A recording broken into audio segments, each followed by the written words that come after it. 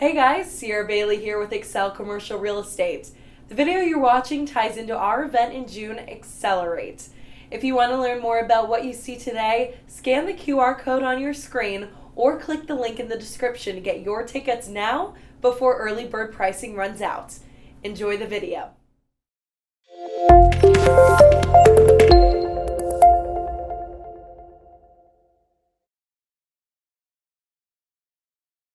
Anyway, yeah, sorry about that. No, it's funny. It's fun. Okay, we have a question from somebody that's in.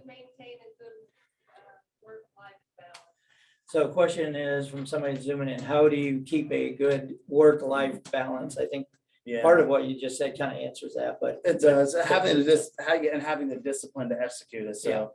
time blocking, and I mean, there's people that like 8 to 9, 9 to. I don't do that. It's like I know that in the morning I need to get this X amount of stuff done. However that plays out is fine. And then time blocking and having a start time, having an end time, time blocking when I say the most important things, that's like your money generating things, and not busy work. Like everything you do should be tied to either, kicking the can down the road to getting some type of deal. That doesn't mean listing properties and putting stuff in the MLS and answering emails and stuff like that. Does not mean that, or it's, reaching out to new people to hopefully, have some new things, but having that time blocked and having, if you do marketing, time blocking your marketing a couple times a week, and then what do you do in that time?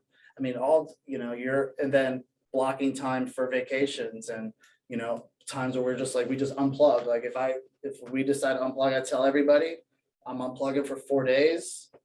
I'm not an emergency. I'm not a surgeon. So like if there's no real emergencies. People are just, have a lot of emotions, but there's no real emergencies. And after a while you work with people that kind of are they understand you, and it goes really smooth. Like even like it's really challenging to, live in two different areas.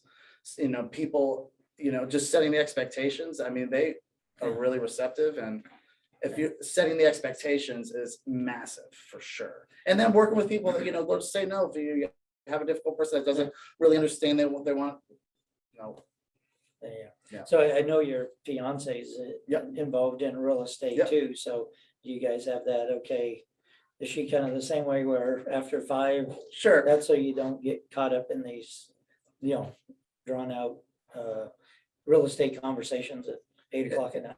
Yeah, right. I Over mean, dinner. it's definitely, as always, a challenge for sure. And we are very mindful of it, but her business is different than mine. Yeah. You know how the market is. If she's working like a $600,000 buyer or whatever, and she has to go see something that came on the market right now at 6 o'clock, you got to do what you got to do. And that's just the way it is. And I'm obviously, but yeah, I mean, you have to. And there's times where it's just like, I don't want to talk about it, but you have to, you have to have the boundaries, and it's always going to be a work in progress, but we understand each other really well. So it works. And we just got to figure out how to make our time a little bit better too. Cause we're all glued to our phones, and, I'm trying to be mindful of that. I'm sure everybody maybe. Yeah. True. So other questions from that? And you mentioned the 1031 exchange. So what is your goal? Are you trying to just take a little pile of things and just stair step it into a big group of assets? So I kind of do a reverse. I just kind of figure out what to do with when the assets come in. So the goal everything just lays flat until I find something that may add some value to my portfolio or something. So it's just varies all this, as a global level, back to just kind of like balancing equity and income, depreciation, and trying to keep as much as I can. I don't really have an exact plan. I really don't. A lot of it now is just by, whatever's happening in the moment, and, gut feel of what I think is going to happen and the project. Yeah. I don't know if that answers your question. I was just curious where your end goal was. Do you have an end in mind? It's a really good question, and I think about that quite a bit. So the answer is yes and no. And the reason is, I really like what I'm doing right now. And if I wanted to cut that down, I can. But I really like what I'm doing right now. And now is a really good time for me to put more energy in now. So maybe I make a benchmark of 5 years down the road to maybe live off completely passive income. But I don't really want to do that. Maybe there'll be other things for me to do, that are not real estate related and that would work out. But I just like these type of deals. I mean, it's just fun to, go to a 40-acre parcel or go to like a strip mall and talk to these sellers. I just enjoy that, and I have no plans of doing any real estate in Florida unless the opportunities come to me, because I don't want to have to learn a whole new, it's 100% different. I don't want to have to learn a whole new thing. So if I could just focus on my business here, no matter where I am, I don't know. I think I kind of feel like I'm very close to the end goal by just kind of working with the people I want to work with, working with the deals I want to work with, and just have good people around me. I'm not forcing myself to do anything. I don't take listings I don't want to take. I don't buy properties I don't want to buy. I don't get in partnerships I don't want to get in. So, and then a lot of these partnerships and stuff are just adding to those portfolio. We have multiple GPs and partnerships that, that this will fit that, and that just grows that. And everybody's just working to retire, I guess, which just means I don't have to get up and go to work, which I probably would do anyway. Yeah. So you talked about, But it's nice to be able to take off like a month if I want, and then bust ass for like 2 months, and then maybe take off a month or something like that and travel or do something. So, probably just, figuring out ways. This is a great question to make me think about. This is like, just to have better time, more quality time with people, seeing people more instead of working more, having more, quality time with, the right people. so you just brought up a point that I was gonna go to next is on your partnerships. Sure. How have you over time, obviously kind of chose, because Yeah. you come across a lot of people and a lot of Right.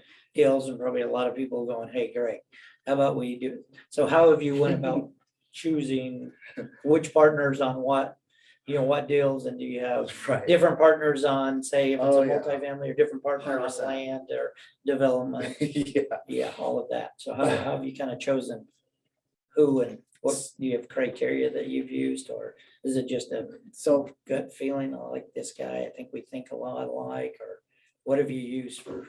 So the partnerships that I was just thinking about this today.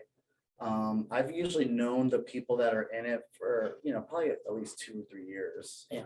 And you kind of already know who they are in the game. You could tell by the properties that they buy. Do they use their own money? You can tell the people that are in the game or the people that want to be in the game, and the people, you got like the wholesaler list of those people just bring you deals and they have no money. You could tell by the way they act. You could tell the people that, you could tell the people that are ethic and they're not going to, steal from you and all that kind of stuff. Now, I hear horror stories all the time, and that goes back to, yes, you want to do your due diligence. I think I've done my due diligence just organically, like, and it has to do with, they have to want to invest the same way you want to invest. I'm an 8 cap guy. I'm not going to invest with a 2 cap guy. That makes 0 sense, and you want to be able to have the conversation of, okay, we have this, we know that we have this property. We're buying it for this, but maybe we can do this or this in the next few years, make sure everybody's cool with that, have that exit strategy, laid out in your LLC, and to be able to say, or if even one partner wants to not be in the deal anymore, what happens then? So having the conversations up front are good, but the mindset is a big thing.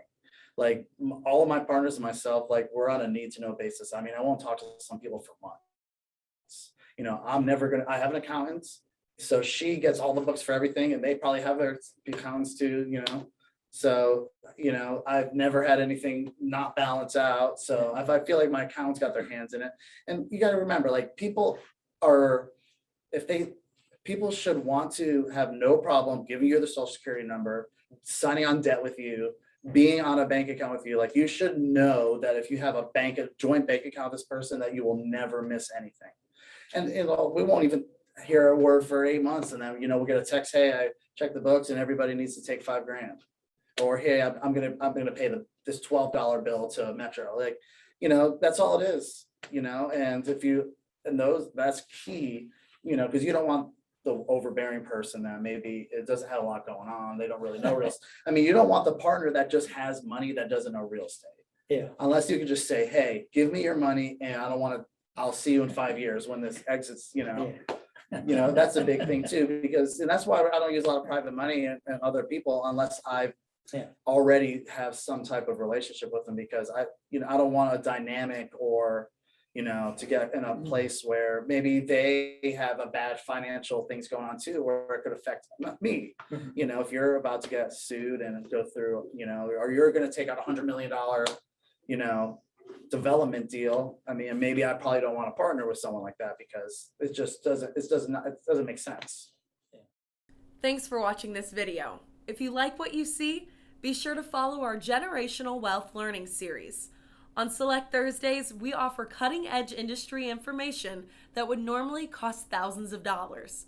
And the best part, our education is absolutely free. If you register through our events page, you can join us live, either in person or over Zoom. In the meantime, like this video, comment down below, and subscribe to our channel so you never miss a beat.